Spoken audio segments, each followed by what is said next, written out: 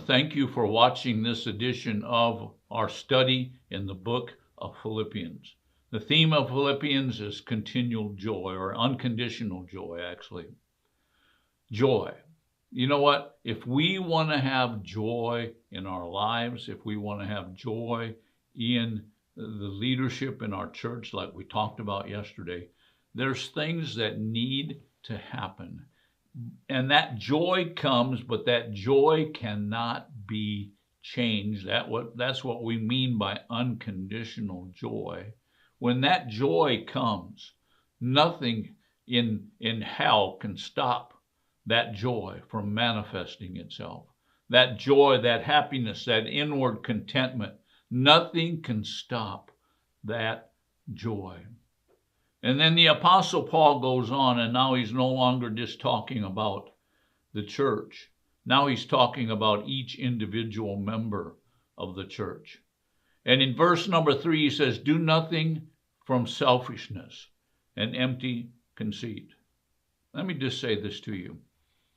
I believe that selfishness is one of the reasons why people don't maintain or don't receive joy. They're selfish. Now, the word selfish ambition or selfish here, it means to be motivated by oneself. Let me ask you a question. Have you ever had to make a decision, and the only thing that you're thinking about is how it's going to affect you, what it's going to do for you? Well, let me just say this to you. If you're doing that, it's grounds for losing the joy that God has given. It's grounds for not experiencing the joy that's on the inside of you by the Spirit of God. Selfish ambition. It's dangerous in a church. Selfish ambition it's something that has divided more churches and destroyed more churches than any other thing that I know of. Self becomes the reason why they do things. Self. How does it affect me? Instead of saying, how does it affect Jesus? How does it affect my brothers? How does it affect the world? We look at and we say, how does this affect me? And you know what I hear? I don't like it. Well, anytime you start a sentence with I, it's a good indicator that something selfish is coming up. I don't like it. I don't like it. I don't believe in it. Selfish ambition. And then he says, and conceit. What is conceit? Empty conceit.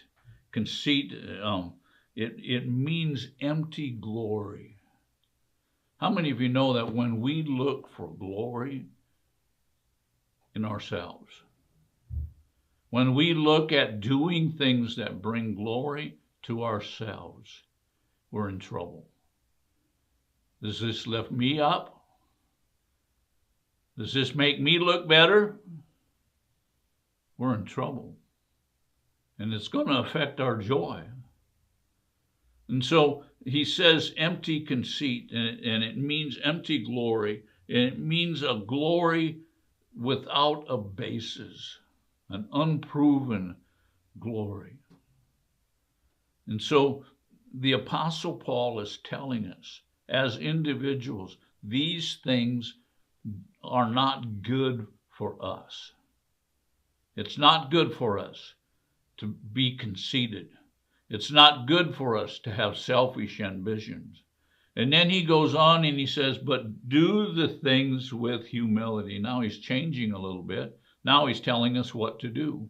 He says, do things with humility of mind. Humility of mind means having a humble opinion of yourself. Having a humble opinion of yourself, a deep sense of one's moral littleness, modesty, humility, and lowliness of mind. Humility of mind is so vitally important. Because what humility of mind does is it helps us to minister to other people. When we're humble in our minds, you know what? We are saying, you know what? I know where I came from. I know what I've done. I know the grace of God and what God has done. Not what I have done, but what God has done in my life. And then we go on and it says, humility of mind, regard one another as more important than yourself. What does humility of mind do?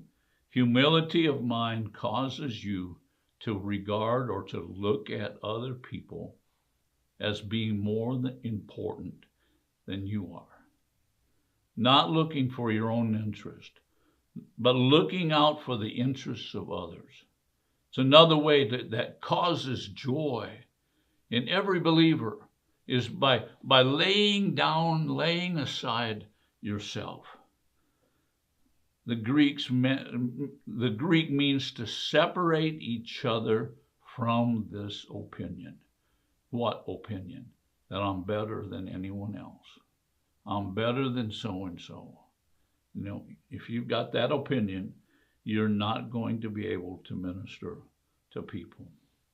And then we go on into verse number 4, and it says, not merely looking out for your personal interests, but also for the interests of others. Not looking out for your personal interests. What does he mean by that? Not being interested, constantly interested in yourself, but allowing your interest to look at other people. Are you interested in someone else? Are you really interested in that person that sits next to you in church? Are you really interested in that guy at work? Even though he's a heathen, he cusses a lot and all that, are you interested in his mortal soul? You see, when we as believers develop this interest in someone else, you know what happens? We begin to reach other people. What are your interests? Now, you can have interests. I have interests in music. I have interests in other things. But you know what? My interest needs to be in someone else. If you don't have interest in someone else, it's going to cause joy to not be manifest in your life. Wow. Think about that as you go through your day. Thank you for watching.